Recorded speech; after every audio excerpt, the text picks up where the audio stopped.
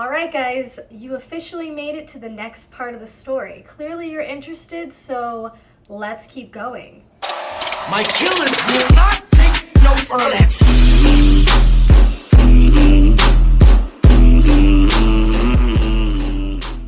So I was at work one night and I get people DMing me like, oh my god, you need to check on Bob. Holy shit, something happened to Bob. You need to go check on him.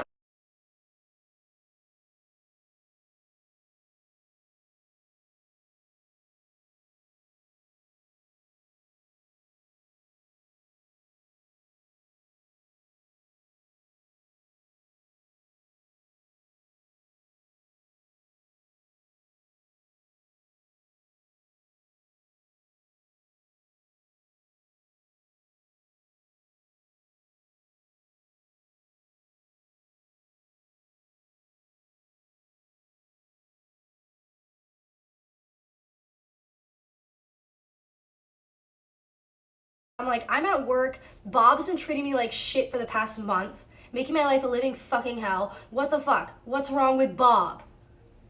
So they're like, I think he's hurt. Like, he was live and he was really drunk. Then all of a sudden we heard a thud. Then there's this guy walking across the house with a knife. And I'm like, oh my god. So they send me a clip, like a moment from the broadcast, which I will insert.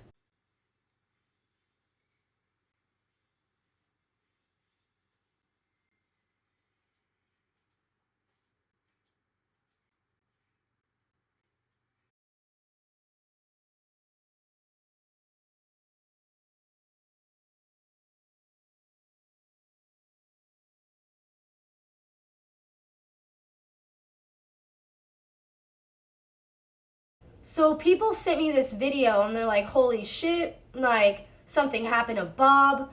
Like, there's this guy walking around the house with a knife. Like, I don't know if he's okay. And I'm thinking, holy shit, what if something did happen to Bob?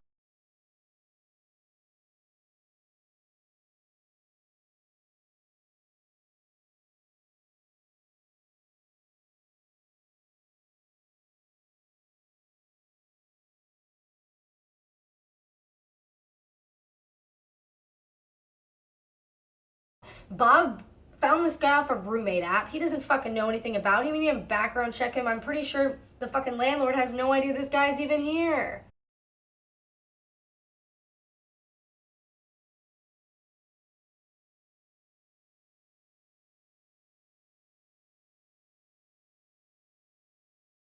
I'm like, he could be a fucking psycho who came from North Carolina and just fucking murdered Bob.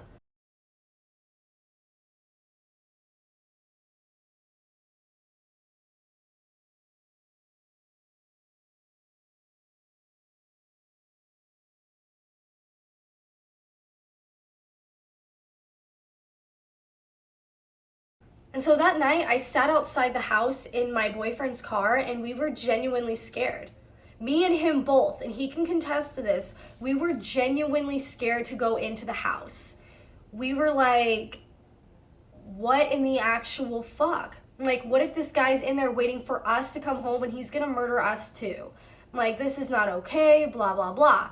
We genuinely go into the house with a knife and like a taser. We're ready to go. We even went around the side of the house and looked through a window to make sure there's no blood on the floor or anything. Like, we were genuinely scared. We almost called the cops that night and we almost regret not doing it because other people were calling in and it would have been a really good night to show how fucking whack this guy really is.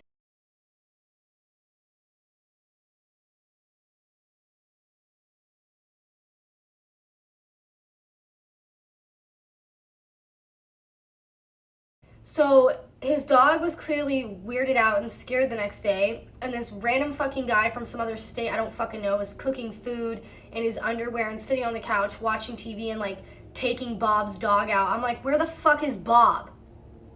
All I see is this clip of some guy walking around with a knife, and then Bob is nowhere to be found for like over 24 hours until he tweets like the next day like LOL drama or something. It's like, that's not fucking funny.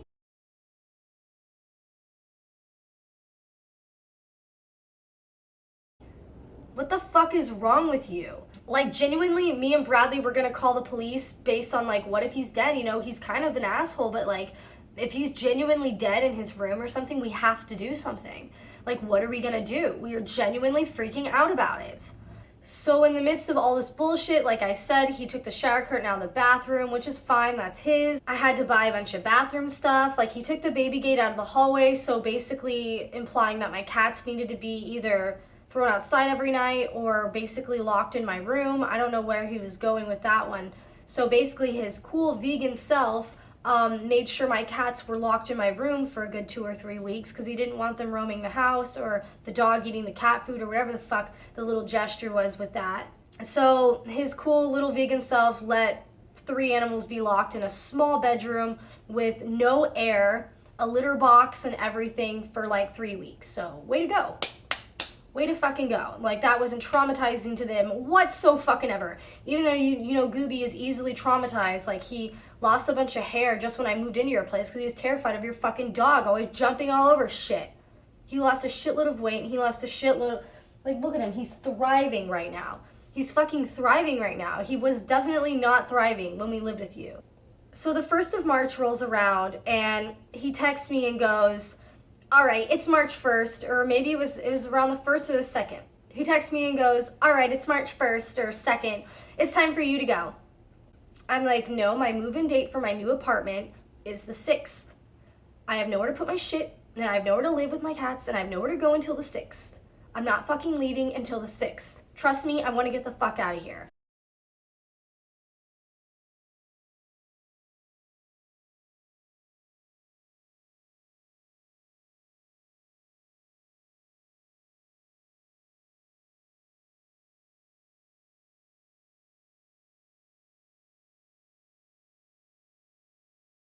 He's like, no, that is unacceptable. You are trespassing and I will help you get your stuff out right now. I'm like, no, dude, what the fuck about I'm leaving on the 6th, do you not understand? You did not give me any proper 3-day notices. You clearly don't understand how eviction laws work. In the state of California, if you want to evict someone, first of all, you need to give them a 3-day notice. A real one where you don't misspell my name and it's not fucking printed off of Google. 2, if they don't pay within 3 days, then you start filing the eviction process, and that usually takes another 2 weeks through the courts. Once the court approves it, then you need a cop to serve them with eviction papers. Once you are served with eviction papers, at that point, you have at least another month or so before you're allowed to get a cop to forcefully remove someone from the property.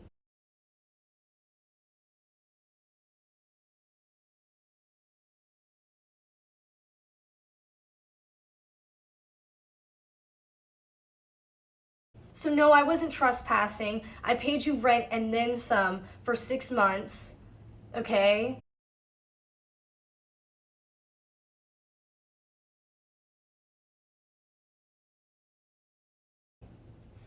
And you have no legal right to just pick up my shit and throw me off the property on the 1st because you don't like that I'm there. Get the fuck over it. Follow the legal guidelines and figure out the laws. Essentially, I've seen people go through eviction processes. I lived in someone's sublease where they took money from me after they knew they were getting evicted.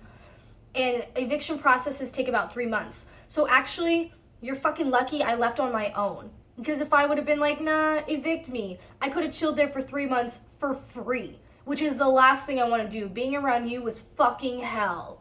Everyone on Twitter's talking about how, oh, like, anyone is so ungrateful. Like, you do so much for people and you have such a lovely house. No, you treat people like shit, like they're little kids, that they're inept and that you're smart, everyone's dumb, you never fuck up, everyone else fucks up, it's everyone else's problem. No, dude, you're the fucking problem.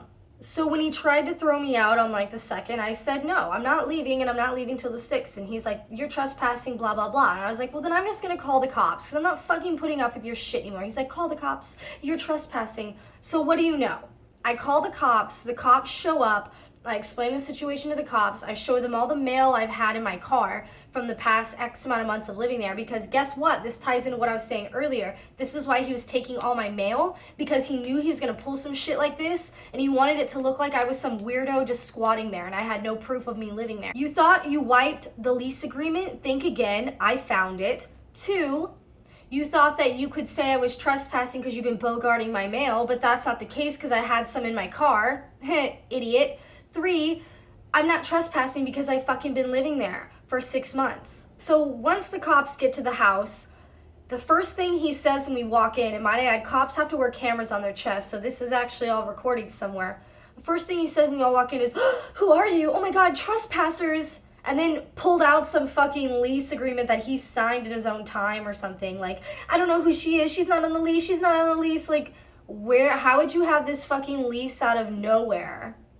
If I was some random trespasser with a key to your house and all my stuff here. So I explained the situation to the cops. Yeah, this guy took a bunch of money from me. I want to get the fuck out. Like, he's just basically saying I need to get the fuck out today, which is like in a weird, threatening manner, and I don't fucking like it. Just can you please tell him to fuck off for the next couple days until we can get our stuff out? Basically, that's what the cops did. They're like, dude, you need to go through the eviction process. She clearly lives here. She has mail and everything being sent here. Okay? Like, her boyfriend, he can be here.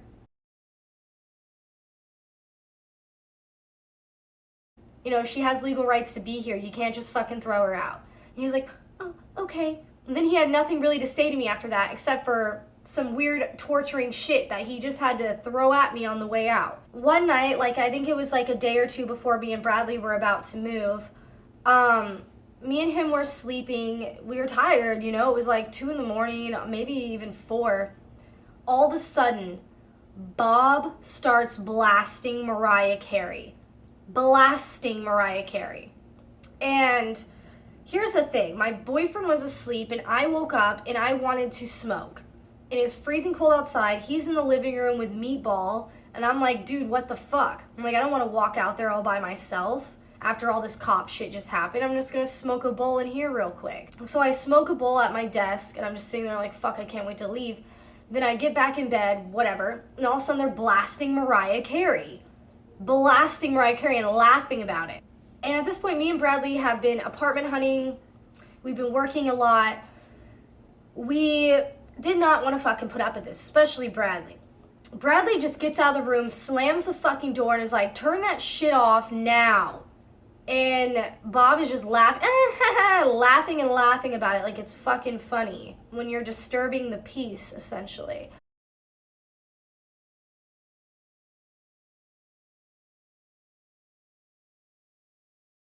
Another crime.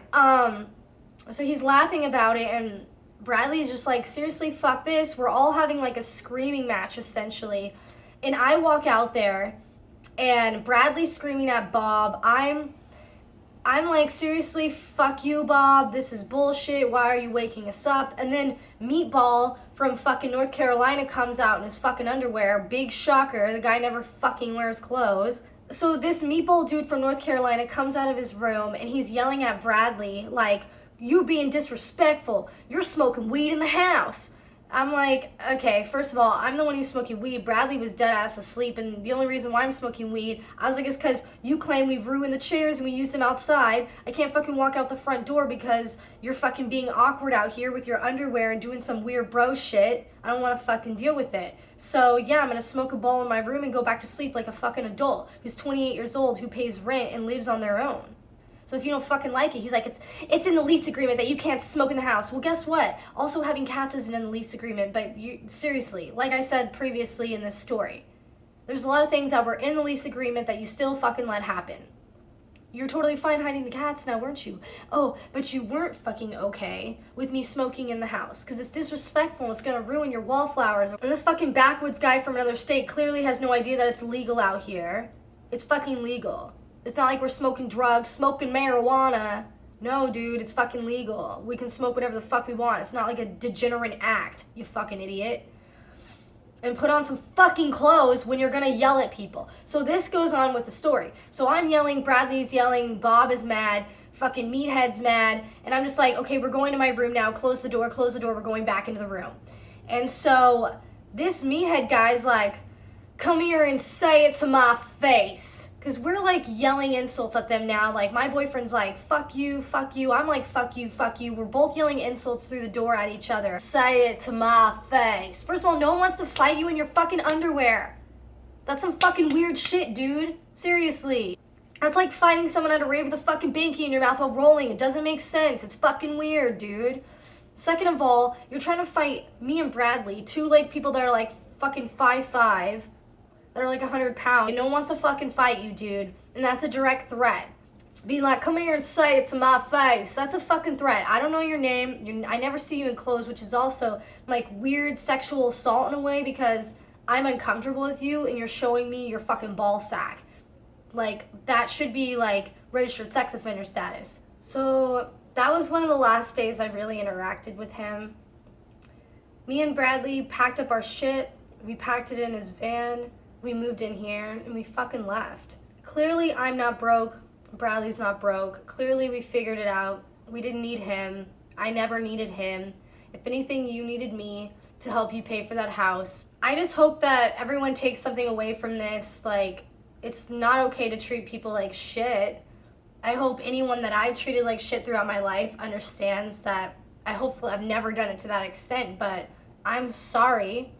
You know, I wouldn't wish what I went through on my worst enemy, losing their laptop, almost losing their cat, losing money, getting tortured, getting dragged. For what? For helping you? I could have moved to Vegas. I could have moved anywhere. I could have moved to Hollywood. That's where I was living for the longest time. I was living in the fucking hills. I didn't need to fucking live with you, dude. So maybe you should show people a little bit more respect. Everyone should show people a little bit more respect. And if you can't afford a house, don't get roommates. And hopefully he learns his lesson with this house and he leaves the house and goes and lives on his own and finds himself and whatever. I hope to God I never see him again. I hate you more than I've hated almost anyone in my entire life. I have no remorse for you. If you lose followers because of this, I don't care. If this makes you sad, I don't care. You made me sad. I've been through a lot, you know? This took a toll on my health. This has taken a toll on my mental health, my physical health. I'm not going live as much. Like, it's taking me a minute to regroup and just fucking recover from this because it's not fucking cool. You know, this was 6 months of this torture I took. And I don't want anyone to necessarily, you know, you don't have to feel bad for me, but please just hear my side of the story. Hear that this is not cool. I don't know how many times I have to say that. I'm sure people are still going to be his friend and hang out with him. You can do whatever you want. But that's my experience with this YouTuber. And that is the end of this story time in this trilogy. Thank you for watching. And until next time, peace out.